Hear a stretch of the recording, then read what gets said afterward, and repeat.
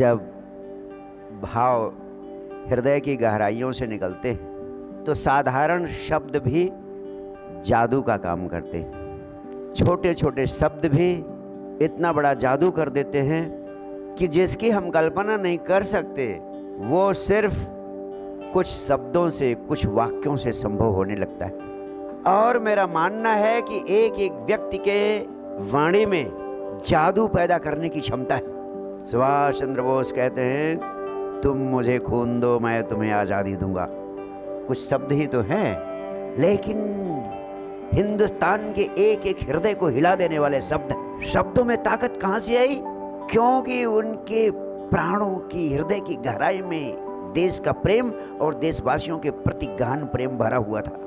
मैं एक ही बात आपसे कहना चाहता हूँ, कम बोलो, जितना कम हो सके उतना कम बोलो, लेकिन एक शब्द जब तुम्हारे भीतर से निकले तो तुम्हारे प्राणों की, तुम्हारे हृदय की गहराई से निकले और सुनने वाला ऐसा उसे लगे कि उस शब्द के माध्यम से आप उसके हृदय में प्रवेश कर जाना चाहते हैं, तो उस शब्द के माध्यम से आप उसके हृदय में प्रवेश कर जाएंगे। और एक एक व्यक्ति की संभावना है कि वह अपने जीवन साथी के हृदय में तो कम से कम प्रवेश कर सकता है और 24 घंटे वहां रह सकता है।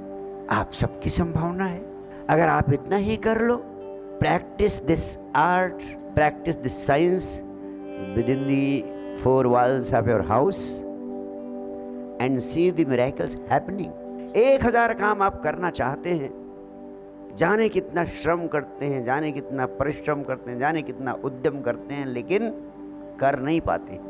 मैं कहता हूं आपको कहीं बाहर परिश्रम करने की जरूरत नहीं है, सिर्फ अपने ऊपर परिश्रम करिए। सिर्फ अपने जीवन के महत्वपूर्ण आयामों में कुछ परिवर्तन करिए, अपने शब्द में, अपनी दृष्टि में, अपने जेस्चर्स में उनके प्रति होश पूर्ण रहें, बेहोशी में न करें, होश पूर्णता से करें। अगर किसी से हाथ भी मिलाएं तो ऐसे न लगे कि सिर्फ 2 हाथ मिल रहे हैं। हाथ मिलाते समय ऐसा लगे कि आप अपना हृदय, अपने प्राण उड़ेल दे रहे हैं सामने वाले व्यक्ति के भीतर। और आप पाएंगे कि अभी जो मुर्दा हाथ मिलते हैं, लगेगा कि 2 हाथ नहीं मिल रहे हैं, 2 हृदय, 2 आत्माएं एक दूसरे से मिल रही हैं। और मैं कहता हूं, जो इन छोटे छोटे परिवर्तनों के माध्यम से रूपांतरण अपने जीवन में पैदा कर सकते हैं, उससे आपके पूरे जीवन में प्रेम की सुगंध पैदा हो सकती है। क्या पैदा हो सकती है? प्रेम की सुगंध।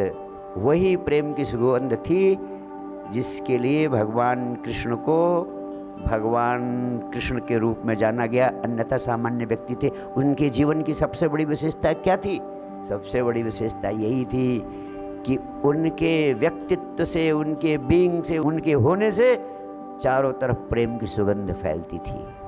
वो प्रेम की सुगंध एक एक व्यक्ति पैदा कर सकता है अपने भीतर। थोड़ा सा सिर्फ होश पूर्ण होने की, जागरूक होने की, थोड़ा सा अलर्ट रहने की जरूरत है। कुछ भी आपके भीतर से निकले, चाहे शब्द निकले, चाहे आपकी दृष्टि किसी पर पड़े, चाहे आपके हाव भाव और जेस्चर्स प्रकट हों, उन सबको प्रकट होने के पहले आप सोच लें कि कहीं मेरे भीतर से निकलने वाले शब्द से सामने वाले को चोट तो नहीं पहुंच रही है। सिर्फ इतना ध्यान कर लें कि आपके भीतर से जो शब्द निकलने वाला है, सुनने वाले को उससे चोट तो नहीं पहुंच रही है। केवल एक बात का होश कर लो। एक सूत्र देता हूं, आपकी वाणी में किसी दूसरे को चोट पहुंचाने की वृत्ति नहीं होनी चाहिए।